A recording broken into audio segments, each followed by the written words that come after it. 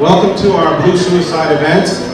Sponsored here by Moment of Silence, always Blue Magazine, our partner. I'm George Beck. I'm the editor-in-chief of Blue Magazine. We have a lot of people here tonight, as you can tell. Our first speaker is going to be the former police commissioner of New York City, Bernard Kerik. Many of you know him as the former commissioner during 9/11 when the Twin Towers were attacked by the terrorists. And this is the man who oversaw the largest recovery, investigation effort, response effort in the wake of the attacks at the Twin Towers. What you may know of him is more recently, he just spent 8 weeks out in California fighting for justice for Navy Chief Special Warfare Eddie Gallagher.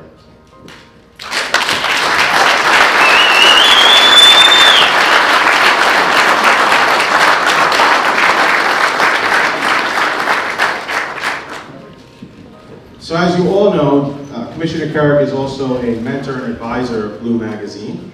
And it was several months back, he told us that he was going to California and he was going to do his best to fight for justice for Eddie Gallagher. Commissioner Kerik assembled his legal team, okay? And he was an advisor to the family, and I am happy to say that he was acquitted of all crimes.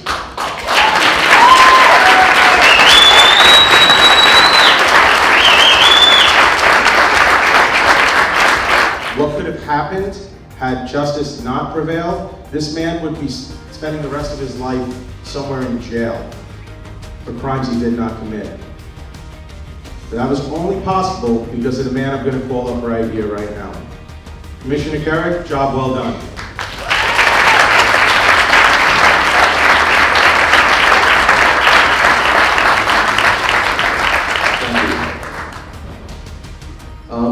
First, I want to talk a little bit about why we're here this evening. I really want to thank Danny and the magazine for bringing everybody together. I don't think in this day and age, I think there's two things that's super important in law enforcement.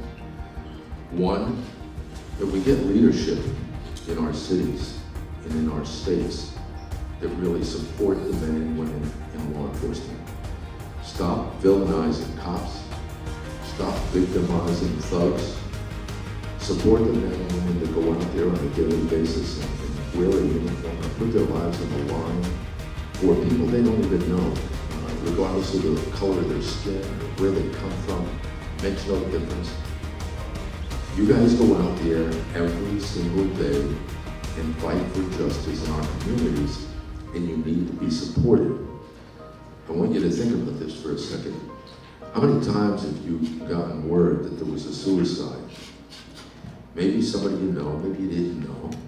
But when the press gets there and they start talking about them, you hear these words. I knew it. I knew it was going to happen. I knew there was something wrong. Well, guess what? If you know there's something wrong, if you think something's going to happen, you're obligated to tell somebody, to take some action.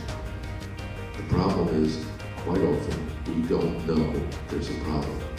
But when we do, we need to take action. We need to bring it to somebody's attention. We need to have that personal conversation. Because if we don't, we pick up the newspaper the next morning, and we read about it, and we sit back and say, we knew it. We've got to beat this problem. We have enough problems between community leaders and mayors and governors that just despise us. You know what? That's a big enough issue. Our personal problems, we have to deal with. I mean, you got plenty of people out there that will help you. If you have a problem, if you don't feel right, if you have that thing in your gut where you have to talk to somebody, reach out and talk. You don't have to go to your command, but reach out to your partner. Reach out to others that you know will be there to support you. And I promise you they'll be there. So a lot of people have asked me, how did you know Eddie Gallagher? The reality is I didn't know Eddie Gallagher. I never met Eddie Gallagher in my life. And I made a phone call. I talked to his wife. I talked to his brother. By the time I got done talking to them, I was pretty convinced Eddie Gallagher wasn't responsible for committing a crime. Eddie Gallagher was doing his job. He did it well. He did what he was supposed to be doing. And he had a bunch of people in San Diego and in Washington, D.C. Monday morning quarterbacking what he was doing, what he would have, could have, should have done. You had prosecutors in San Diego, 30-year-old kids, never been in combat, never been to a combat zone. They were making decisions about Eddie Gallagher's life. And they charged him in a capacity where they wanted and demanded that he spend the rest of his life in prison. I called Miss Gallagher one evening and I said, look, if you trust me, I'm gonna make a recommendation. And that recommendation is fire your legal team. They suck. It's kind of what I told her. She did just that.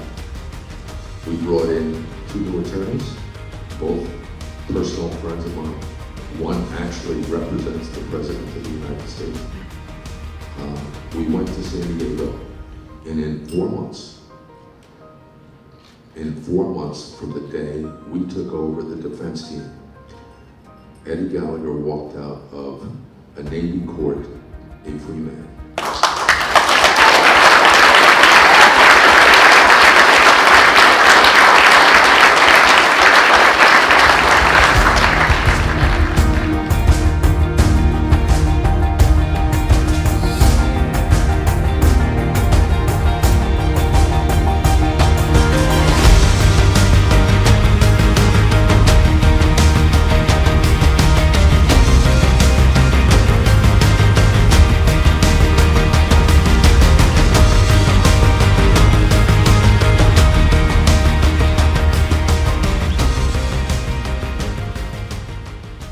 On September 3rd, 2006, Josh and his partner, 2016, Josh and his partner interrupted an armed robbery in progress. When Josh got out of the car, the criminal shot him in the head. His partner returned fire and killed him. Since then, this husband and father of 3 daughters has been overcoming, battling, and doing everything he can to get back to where he was. He has a very powerful message for us tonight. Blue Magazine honored him a couple years ago with the Valor Award, and we are honored to have him here to speak with us tonight. I present to you Officer Josh Fidel.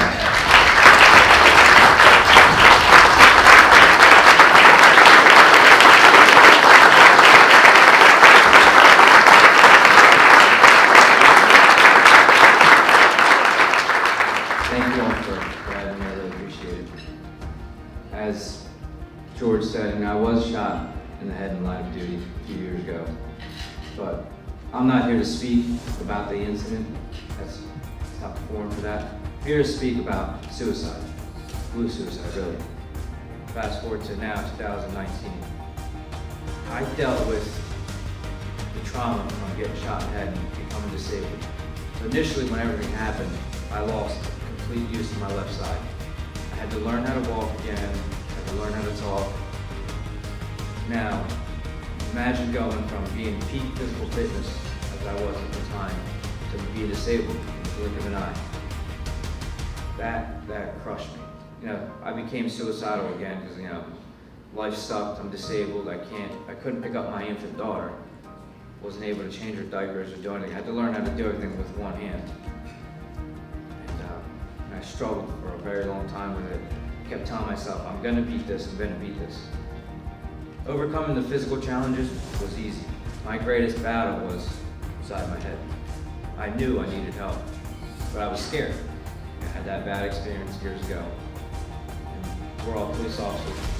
We have that culture of we're not allowed to talk to anybody because it's a sign of weakness. But I chose to take that step and get help for myself.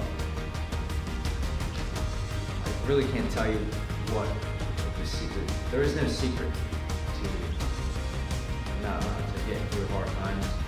The only secret is not even secrets. Everybody's sticking together and helping each other. If society is against us, as I said, we need to be against society. All the people who say bad things about us, just keep fighting that fight. You're out there every day putting your lives on the line, or you're struggling. Just hold on to that fight. We all have that fight within us to survive. Thank you all for your time today.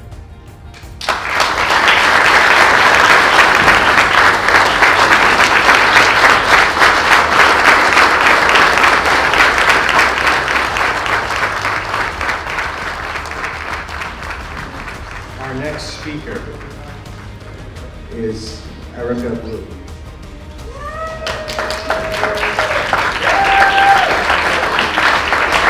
She is a sergeant at a local city police department. She's an 18-year veteran, and she's here to share her story from a personal perspective. Let's have a round of applause for Erica Blue.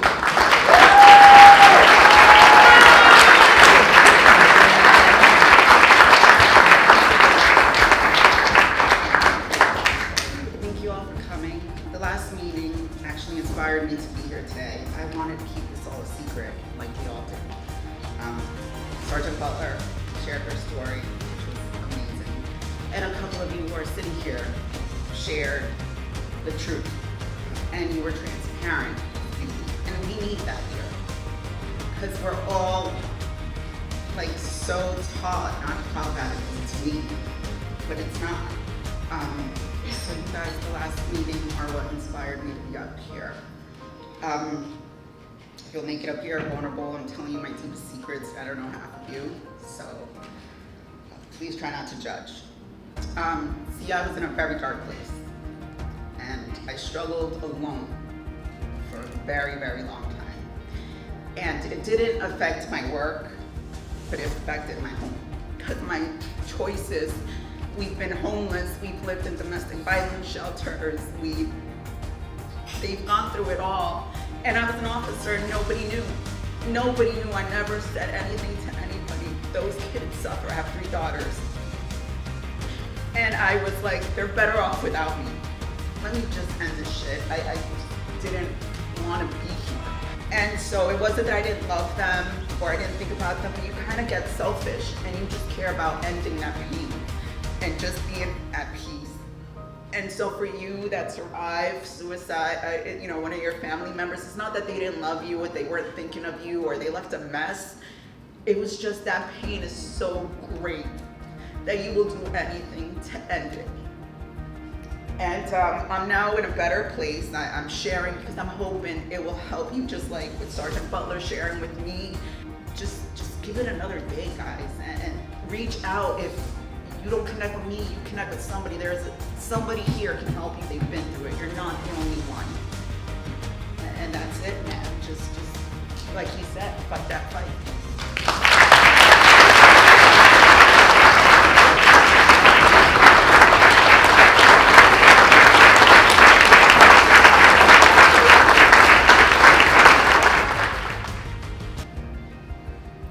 Sir.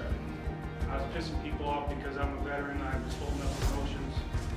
And so everybody's like, take the golden ticket. Like, I don't want the golden ticket. I want to work. I physically couldn't. I thought if every other way I had, I gave my gun to my dad, probably would have taken my life. But I thought about it every day. did I have a specific plan? No. I get help. My other part of my therapy is working with vets and also other cops in some of this. Up to 112 cops right now, nationwide jokes. We only have 4. It's embarrassing. Right now, I'm barely holding on. Shit, I didn't even have this much problem when the first time I asked my wife to do it, you know, and I've lost that too. It's cost me a lot because I waited too long to get help. I did not long enough to do something about it, but I finally did get help. It sucks, it's embarrassing to sit here and cry like this, but if you don't tell anybody, there's nobody gonna know or want to say anything until after you're gone. I mean, there's been a funeral.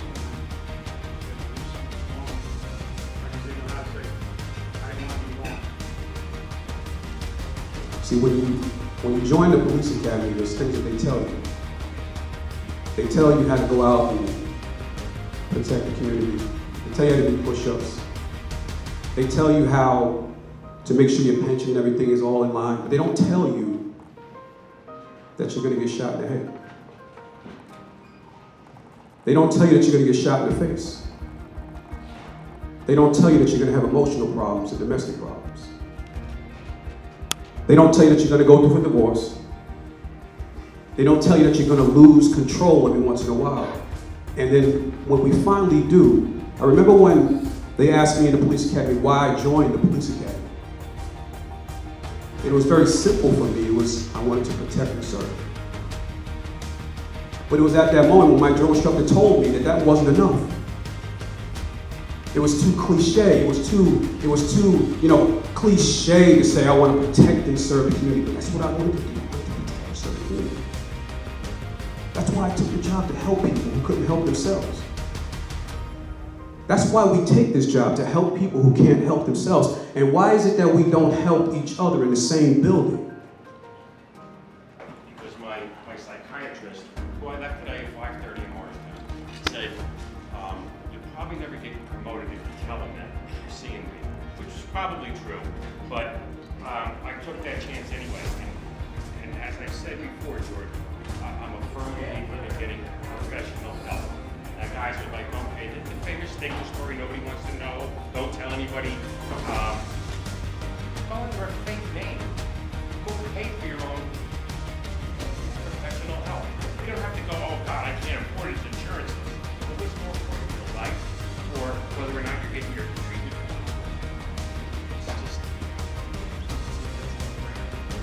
It's great that this room is filled, but it's sad that it's only us.